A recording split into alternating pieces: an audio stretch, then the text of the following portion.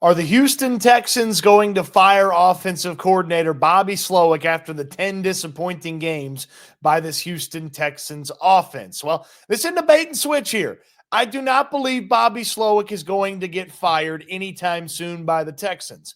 Now, if he continues down this road, he will get fired in the offseason, but they're not going to make a mid-season change at the offensive coordinator spot, despite the fact that the Houston Texans haven't scored a second half touchdown since the New England Patriots game in week 6, despite the fact that a once promising passing offense looks like it has an immense amount of trouble getting going, despite the fact that the offensive line blocking scheme has been absolutely exploited by just about every opponent the Texans have played. The Texans are not going to be making a change at offensive coordinator anytime soon. I don't believe Bobby Slowik is in danger of losing his job, and there's a variety of reasons why I believe this way. First of all, the Texans just don't operate swiftly when it comes to underperformers. The best example of this is it required basically injury for Kenyon Green to full-time lose his job at left guard. The left guard for the Texans, Kenyon Green, had been underperforming basically since the first week of the season, where he was solid against the Indianapolis Colts, and his season continued to go down, down, down, down, down. He was clearly the weak link in the offensive line. It was apparent to everyone. A slight benching for Jarrett Patterson occurred, but when Patterson was injured, Green not only re-entered the game, but then started the following game for the Texans and was bad again, and only was shown the bench when he could no longer play because of injury. Now, that's a bad offensive lineman that was putting the franchise quarterback at risk that has no resume of success in the NFL. This is the offensive coordinator that DeMeco Ryans handpicked from San Francisco, where they both came in as quality control coaches, fringe coaches, low men on the totem pole, and worked their way up. This is a guy that was actually very successful last year as the offensive coordinator, though, as we're watching here this season, it doesn't look like that guy's showing up this season. And while the Texans could improve from a change in the way that they operate the offense, while the Texans could maybe improve from doing something else with their offensive scheme, they're not going to get there with an offensive coordinator change. They're slow to make adjustments, this staff. Kenyon Green is the best example, and even then, only injury seemingly lost him his job, an opportunity to protect C.J. Stroud. The Texans aren't going to fire Bobby Slowik in the middle of the season, and I don't know that that would totally and wholly fix everything, though I'm getting closer and closer to the people who want to try something different.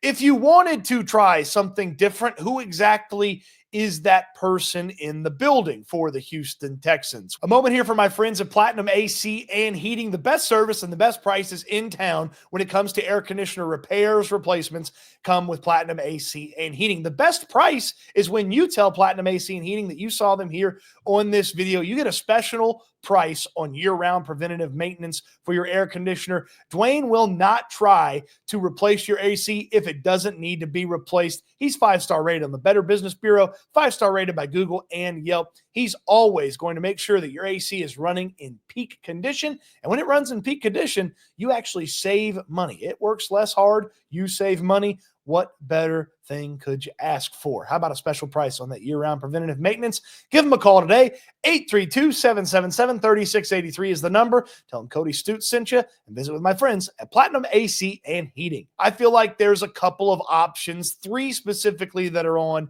the coaching staff, but none of them really knock my socks off to that level. The name that is most popular that I would think most people eventually want to see as the offensive coordinator of this team is quarterbacks coach Stroud Johnson, the former Texas A&M and NFL quarterback for a number of teams, has been working his way through the coaching ranks. And last offseason, before ultimately sticking with the Houston Texans, he got offensive coordinator opportunities to interview for across the NFL. Now, most of us believe that if Bobby Slowik was successful as an offensive coordinator, which He hasn't been this season. But if he was successful as an offensive coordinator, he'd find another job, perhaps even as soon as this offseason, and Gerard Johnson would move from quarterback coach to offensive coordinator. Now, as a resume for a quarterback coach, coaching up the offensive rookie of the year last year, that's a pretty darn good piece of your resume. Already interviewing for offensive coordinator jobs,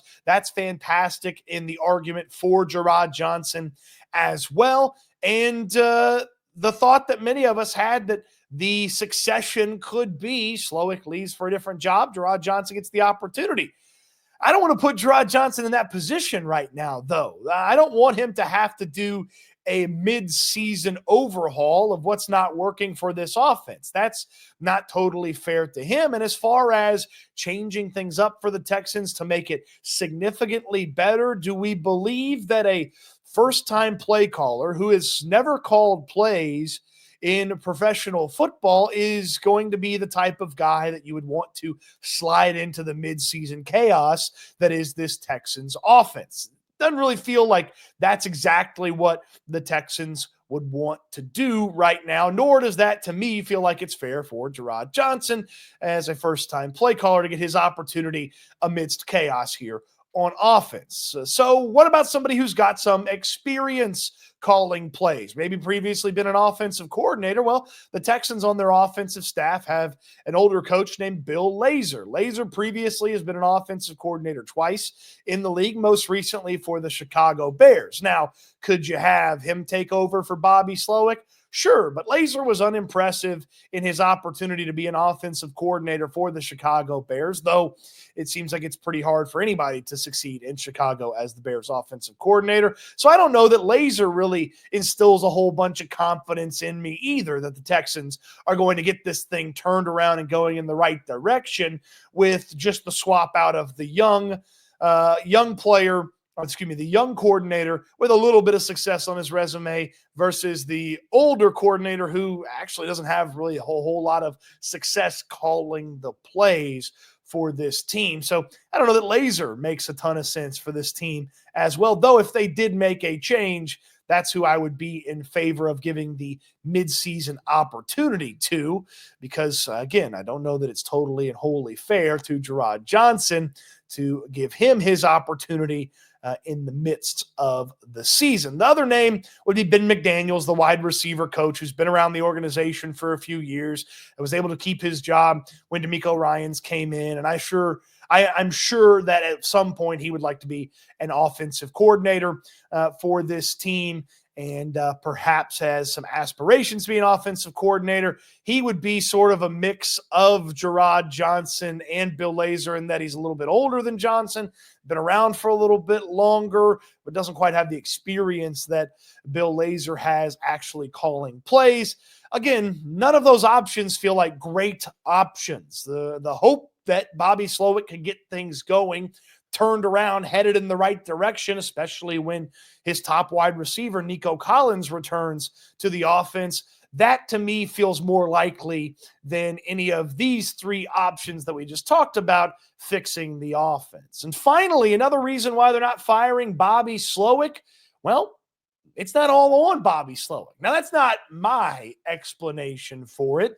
That's kind of what DeMeco Ryans said when he was asked about this offense. I asked DeMeco Ryans, I said, hey, when you guys go through, analyze, break down what occurs on offensive play calling, who's involved? Who do you talk to? Is it the other staff looking at Bobby? Is it Bobby re-reviewing his thing? What's your role there? And DeMeco Ryans, well, he answered the question, but didn't quite give us the information that we were looking for, and basically said it's not always on Bobby. When it comes to our calls and all those things, it's just at the end of the day, myself, Bobby, Frank, we call the games, and as we call the games, we are coaching our players to execute what we call the right way. So it's not only just the play call, but it's also how we executing the calls in the right manner.